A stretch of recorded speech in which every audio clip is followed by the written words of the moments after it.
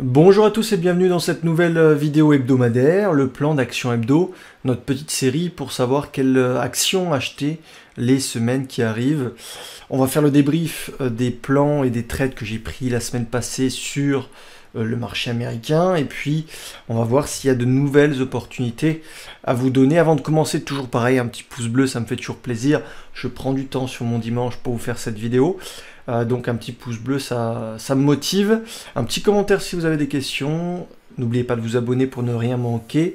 Et allez en description, télécharger votre formation gratuite pour vous mettre sur la bonne voie dès le début. Et n'hésitez pas à prendre un rendez-vous coaching. On a quelques créneaux par semaine avec Vincent pour faire le point sur votre trading et voir un petit peu où vous en êtes. Donc n'hésitez pas à réserver un créneau. Cela étant dit, pas mal de trades pris la semaine passée. Une belle semaine.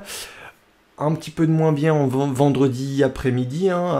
On a eu un open qui était assez fort et puis derrière ça a souffert. Mais écoutez, une très belle semaine.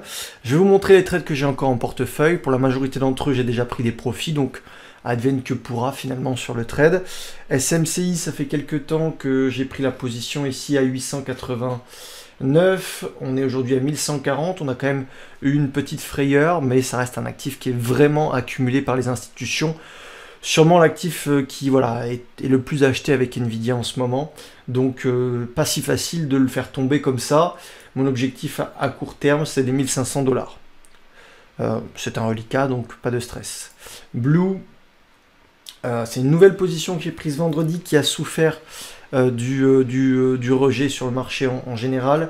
Donc prise de position sur les 1,52, on voit une grosse accélération des volumes qui rentrent, une contraction de la volatilité et puis ça avorte. Je suis encore dedans, peut-être que ça va se finir en perte, j'en sais rien. Le setup est tellement beau que j'ai envie de lui laisser sa chance.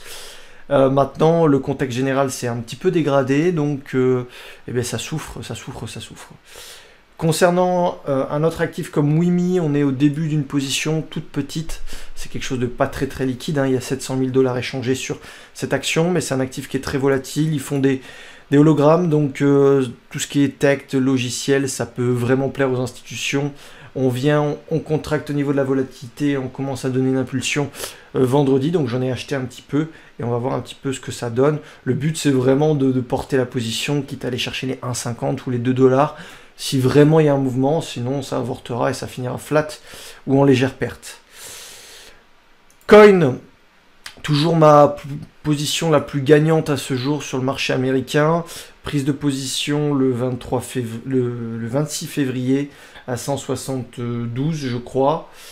J'en ai renforcé un petit peu ici, et puis ça monte, ça n'arrête pas de monter. On a franchi les 250 $ comme si de rien n'était. Vous allez le voir, la crypto, c'est le secteur, la rotation sectorielle la plus forte en ce moment, avec les semi-conducteurs, mais qui commence à peiner, donc et être un petit peu plus fragile. Coin, et vous allez voir CLSK, qui est ma nouvelle position prise vendredi, donc ça c'est solide. Objectif les 300 $ pour un très joli gain. OCGN, pris position un petit peu tardive, j'aurais aimé rentrer sur les 0,89, mais je suis rentré sur les 0,9350, c'est bien monté, et puis ça souffre un petit peu, je suis flat, écoutez, c'est un trade gratuit, si ça monte et que ça vient chercher les 1,25, 1,20, je prendrai des profits, et après advienne que pourra, on a de l'argent qui rentre sur le titre, si ça avorte, je finirai flat. Donc vous voyez, il y a beaucoup de trades qui sont bien partis, qui ont été soit sécurisés par des prises de profit, soit qui sont flat, et qui ne risquent plus rien.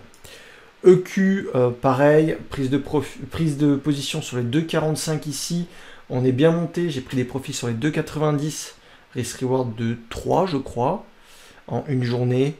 C'est un actif qui est très peu liquide, 200 000 $ à échanger, c'est très pauvre, donc petite taille de position, même ridicule. Mais c'est ce genre d'actif qui peut monter à 4, 5 ou 6 sans aucun problème parce que elle n'est pas pricée par les institutions. C'est là où on a un gros avantage en tant que trader particulier, c'est qu'on peut aller sur des valeurs qui ne sont pas non plus extrêmement liquides, mais qui sont suffisamment liquides pour notre portefeuille. Et c'est là où vraiment il y a des incohérences au niveau du pricing qui sont énormes. Et là, on peut avoir des mouvements qui font 50, 100, 200, 300% assez rapidement. Donc ne croyez pas qu'en tant qu'individuel et particulier, on n'a que des avantages. Au contraire, on a beaucoup d'avantages notamment en termes d'actifs, de choix d'actifs, d'horizon de temps et de liquidité. Donc bah là, advienne que pourra, je suis flat. On va voir si ça a un petit peu souffert en fin de séance, comme le marché en général, mais objectif minimum les 4 $. BuzzFeed, pareil, pas liquide, on est à 2,7 millions échangés sur la journée. 2,7 millions, non. 2,7 millions actions, pardon, échangées. Donc ça fait pas beaucoup, ça fait à peine $1 million, 1,5 million. Je crois, j'ai fait le calcul rapidement. Prise de position ici, j'ai pris des profils là-haut, pareil, flat, advienne que pourra, actif peu liquide. SNBR, je suis monté un recevoir de 3, donc j'ai pris une jolie position à 16,10, et je sais pas pourquoi, j'ai pas pris des profils à 18,30, donc vous voyez, on fait encore des erreurs, et ben, c'est comme ça qu'on s'améliore. Là, la bougie n'est pas très belle, elle est à l'image du marché en général, donc écoutez, je suis flat, on verra ce que ça donne. C'est dommage que j'ai pas pris des profits sur le titre, mais il s'est fait massacrer. Il pourrait y avoir vraiment une belle recovery sur ce titre-là. Ok, CLSK, c'est l'action que j'ai pris donc jeudi, magnifique. On est sur le domaine de la crypto-monnaie. C'est l'action la plus forte en ce moment sur le marché américain, en tout cas une des plus fortes. J'ai pris mes position à 17,60 ici, comme vous voyez ces deux bougies, deux doji ici, au contact de la moyenne mobile 20, on fait un mini range, ça contracte et boum, explosion, le secteur est en ébullition.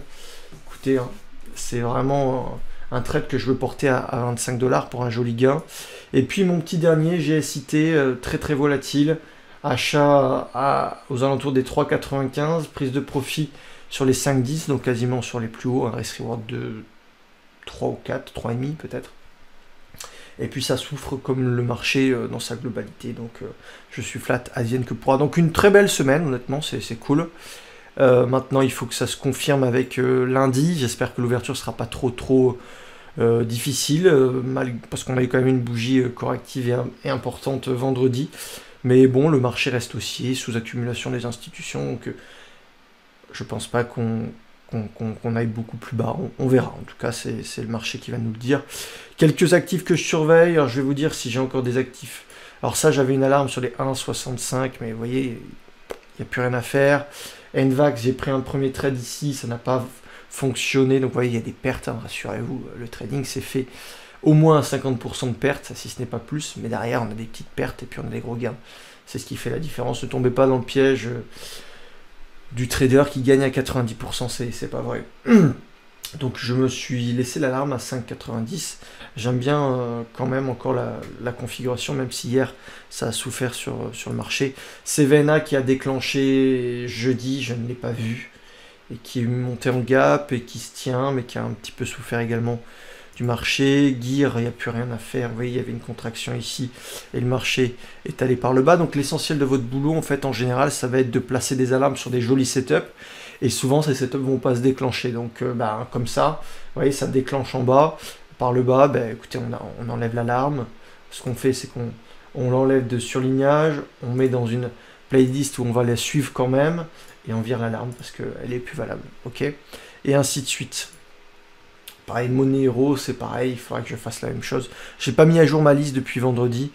Mais voilà, donc on va quand même regarder un petit peu ce qu'il y a dessus. Enox, j'ai pris une petite position ici, stoppé direct. On va voir si ça recasse les 11 $, pourquoi pas m'y intéresser à nouveau. GFAI, pareil, c'est dans le domaine de l'intelligence artificielle. En tout cas, c'est un actif dont je vous avais parlé. Moi, j'ai été stoppé ici sur cette mèche. Et je vais peut-être m'y intéresser en recassure des 4 $. Il faut que ça contracte aujourd'hui, on est en train de contracter tranquillement. Ok. Et voilà. Et après, je surveille 2-3 trucs. Celle-ci. Mais rien d'exceptionnel, honnêtement. Toutes les positions que je voulais sont en portefeuille. Celle-ci, elle est pas trop mal, mais elle est pas liquide. Je vais mettre ici. QBTS, j'aime beaucoup. Ça, c'est un actif que je vais vous conseillé de surveiller, que j'avais pris 2 fois ici, qui n'a pas fonctionné, donc 2 petits stops, et qui revient en daily là avec un V-bottom. Regardez les volumes qui rentrent, ça c'est très important, je vous l'ai expliqué les 2 dernières semaines sur mes vidéos du mardi. Lisez les volumes, apprenez à lire les volumes. Et là il y a quelque chose qui se passe sur QBTS, c'est du quantum computing, donc bon, tout ce qui est quantique, donc ordinateur quantique, voilà, c'est ce que je cherchais. Donc si ça recasse les 2 $, moi je vais en prendre. Donc ça va être un actif qui va m'intéresser et que je vais surveiller. Ok. Donc celui-là, je vous le conseille.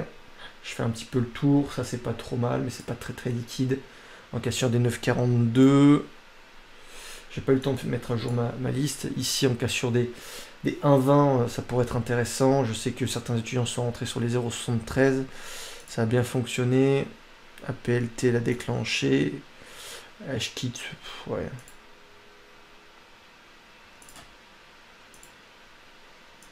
Ok, donc Mara, vous pouvez en prendre un petit peu au-delà des 24 $ avec un stop loss à 22,50. Et QBTS, vous pouvez en prendre un petit peu en cassure des 2 $ avec un stop loss, je sais pas moi, 1,85, 1,90, 1,80. Voilà. Si possible, un jour de latéralisation supplémentaire sur QBTS, ça serait pas mal, alors que Mara est prête à partir. Pas beaucoup de plans, je vous l'accorde, je suis pas mal exposé, donc surtout des reliquats. Je vais m'intéresser à Mara parce que le secteur, je suis bien gagnant sur le secteur, donc peut-être essayer de rajouter une petite bille là-dedans. Et puis QBTS, c'est un actif que je traque depuis un petit moment. Donc voilà. Même s'il n'y a pas beaucoup de plans aujourd'hui, vous voyez un petit peu le process, hein, toujours un petit peu la même chose que je fais, c'est toujours la même chose. Je lance mon screener, je vais sur des actifs qui ont du fort momentum, j'attends qu'il y ait un setup, une contraction de la volatilité, et puis je regarde un petit peu si ça fait partie d'une rotation sectorielle, quelle est l'histoire derrière cette société, etc. Et rien de très compliqué, mais ça demande quand même une présence peut-être au moins hebdomadaire, si ce n'est quotidienne, c'est le mieux effectivement. Voilà, je vous souhaite un très bon dimanche, bon match de l'équipe de France, on verra ce que ça donne. Et puis on se dit à la semaine prochaine. Salut!